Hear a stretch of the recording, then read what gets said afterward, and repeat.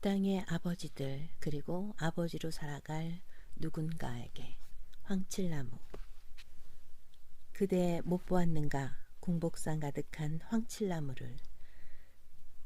금빛액 맑고 고와 반짝반짝 빛이 나네.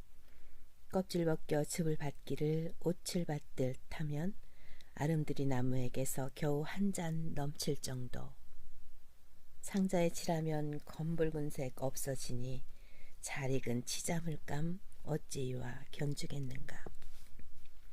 다산 정약용이 남긴 황칠이라는 시의 일부다. 정약용이 오랫동안 유배 생활을 했던 전남 강진은 인근의 해남, 완도 등과 함께 황칠나무의 주산지였다. 20여 년이라는 세월 동안 강진에 머물며 자연을 벗삼아 살았던 그에게 황칠나무는 시로 읊어 칭송할 만큼 특별한 나무였나 보다.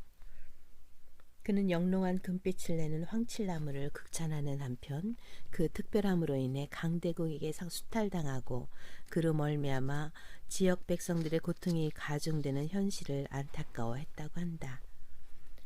한편 이름에서도 알 수 있듯 황칠나무는 우리 전통 가구의 도료로 사용됐다.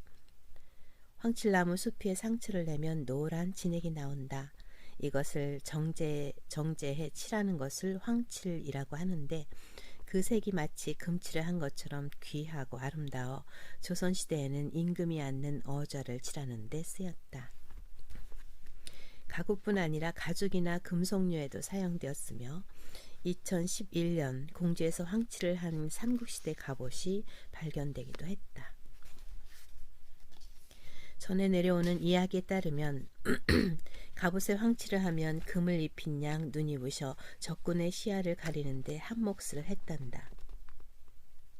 고구려 장수와 당나라 장수가 싸우면 백발백중 고구려 장수가 이겼는데 그 비결이 황칠을 한 갑옷에 있었다나 안타깝게도 중국의 조공품으로 받쳐지는 등 하도 많이 수탈을 당하는 바람에 병자호란 이후에는 왕실에서조차 사용이 금지될 정도였다. 일제강점기에는 황칠나무를 재배하던 농민들이 일제의 수탈을 막고자 몰래 황칠나무를 베어 없앴다는 이야기도 있다. 환란의 역사 속의 황칠나무는 멸종된 것으로 알려졌지만 다행히 자생목이 발견돼 지금은 남해안 일대에서 많이 볼 수 있다. 때문에 백문이 불여일견이라고 황칠은 직접 대면해야 그 평언할 수 없는 아름다움을 알 수 있다. 진짜 금을 입힌 것보다 훨씬 맑고 환한 빛을 발하고 가구에 칠하면 나뭇결이 더욱 선명하게 드러난다. 과거에 그 값이 황금보다 10배 이상 비쌌다는 말이 헛소문은 아니지 싶다. 더욱이 황칠 고유의 은은한 향을 맡고 있으면 머리가 맑아지고 마음이 안정되어 오랫동안 그 곁에 머물고 싶은 마음이 절로 든다. 그런데 나는 황칠의 영롱한 빛과 향기에 감동을 받으면서도 황칠나무를 대하는 마음이 썩 편치만은 않다. 황칠나무가 내주는 귀한 진액이 실은 모진 시련을 견딘 인고의 산물이라는 것을 알기 때문이다. 황칠나무는 대개 깊은 숲속 어두운 그늘에서 자란다. 하필 자리한 곳이 척박하게 그지없는 깊은 산속이기에 황칠나무는 다양한 자구책을 마련해 살아간다. 잎의 형태가 처음에는 5갤레로 갈라졌다가 자라면서 점차 둥그러지는 것도 부족한 빛에 적응하기 위함이다. 숲에서 흐르는 황금액 진액도 그렇다. 황칠나무의 진액은 아무 때나 볼 수 있는 것이 아니다. 정약용 선생이 언급한 맑고 고운 금빛 액은 재해로 가지가 부러지거나 줄기에 큰 상처를 입었을 때 찢긴 수피를 보호하기 위해 온 힘을 다해 짜내는 치료제다. 그러므로 황칠나무가 진액을 많이 내뿜는다는 건 그만큼 큰 상처와 시련을 겪었다는 의미다. 결국 우리는 황칠나무의 고통을 대가로 금보다 귀한 도료를 얻고 있는 셈이다. 그러니 어찌 그 앞에서 마냥 경탄만 할 수 있겠는가. 나는 황칠나무를 대할 때마다 돌아가신 아버지가 떠오르곤 한다. 돌이켜보면 나는 아버지에게 그리 살가운 아들이 아니었다.